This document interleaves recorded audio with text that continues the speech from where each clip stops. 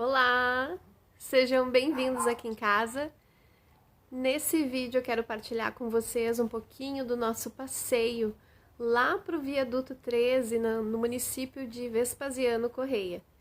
E também algumas coisas que eu gostaria de ter sabido antes de ir ao passeio, para caso você tenha interesse em conhecer a cidade e os viadutos, já fique esperto sabendo alguns detalhes importantes.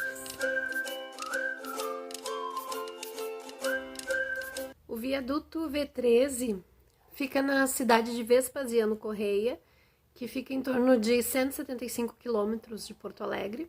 Foi construído pelo Exército Brasileiro na década de 70. Ele é atualmente o terceiro mais alto viaduto do mundo e é o maior da América Latina. Ele faz parte da Ferrovia do Trigo, que liga a cidade de Roca Salles até Guaporé, onde tem uma ferrovia ainda ativa, onde os trens passam em horários não específicos, né? Dizem que é normalmente à noite, mas acontece de às vezes durante o dia o trem passar. Nós tivemos a sorte de que ele não passou, porque eu acho que eu ficaria com um pouco de medo. Lá na cidade de Brochir, com o pessoal da Masbá, na propriedade Fetzner, tem um trilho também em atividade, em que passa um trem. Eu fiz um fiascão, tem bem faceira. Mas lá a gente tinha bastante recuo para ficar longe, né? E ali no viaduto tem espaço seguro, mas é meio assustador. O V13 tem esse nome porque ele é o 13º viaduto nessa sequência da Ferrovia do Trigo. São 19, eu não tenho certeza quantos são, mas ele é... Então tem o V10, o V11, o V12, inclusive o V11 a gente foi também, que é o chamado trilho vazado. Esse eu achei perigosíssimo. Eu fiquei, assim, não só com medo, mas acho que é uma questão de prudência, não cheguei nem muito perto. O pessoal que vai com as tripes, como a gente foi, né, com uma agência de turismo, vai até um pedacinho para tirar foto. Então essas fotos que a gente vê no Instagram aí do pessoal sentadinho, ou um pouquinho mais no meio, é só no comecinho do trilho. Tem as pessoas mais corajosas que fazem a travessia, o caminho até o final desse viaduto. Eu achei extremamente perigoso, eu nem quis ficar perto, mas tem algumas fotos aí do Everton que ele fez a foto, mas também foi assim, uns 2, 3 passos só, porque a altura é absurda, não tem lugar para se segurar e os trilhos são vazados. O espaço entre um trilho e outro, né, as madeiras ali, é bem menor do que os trilhos que são no chão. Mas mesmo assim, sei lá, bate um vento, tu te desequilibra, tu não tem... A altura é absurda, né? No V13, ele tem todo um concreto ao lado e ainda tem alguns recuos, caso o trem passe, para te ficar. O pessoal costuma tirar foto sentada naquelas barras, ou simplesmente se escorando, ficando em pé. Eu acho isso uma imprudência absurda, porque é uma construção que tem mais de 40 anos, a gente não sabe quão segura é aquilo ali, daqui a pouco tem 2, 3 subindo quando vê, né?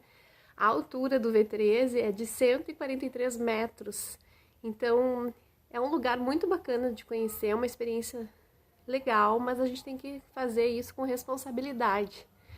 Não costuma acontecer acidentes, assim, não tem registro de acidentes com turistas, mas é um lugar que a gente tem que ter muita atenção, principalmente se a gente vai com crianças. E o fato de ir com crianças, isso é uma coisa que a gente precisa pontuar bem, né? Esse tipo de passeio, tu tem que conhecer muito a tua criança, porque crianças que têm um perfil mais impulsivo, precisa redobrar o cuidado, né? Tem aquelas crianças que saem correndo, que se penduram, enfim, tem que ter uma certa ressalva. A parte dos túneis também pode ser meio assustador, porque é bem escuro, e se o trem passa, ele buzina dentro do túnel, então acho que, dependendo de crianças que têm dificuldade com barulho, é bem assustador, então não é recomendado.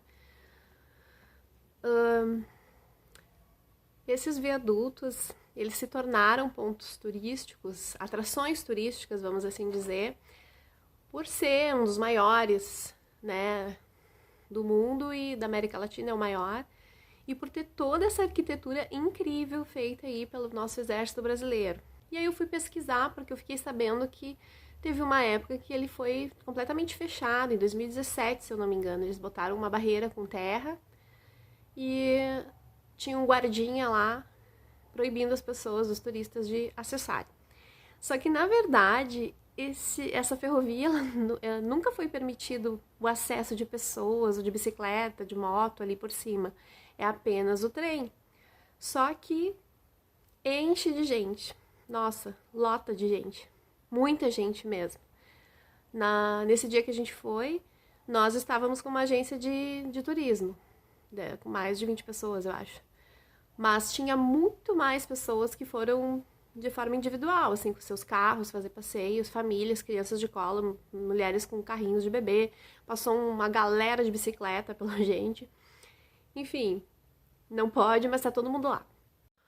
Bem abaixo do viaduto tem alguns campings com uma estrutura bem simples. O camping que a gente ficou ali, né, tinha opções de café para quem chegava, né, com lanchas, tinha banheiro. Então a gente se ajeitou ali, se organizou e partimos para a subida do V13. A subida, já tinham nos falado que tinha um carro que cobrava R$5, isso agora em junho de 2021, para fazer a subida, dá 1 quilômetro e pouco, deu uns 50 minutos de caminhada ou mais, lomba acima.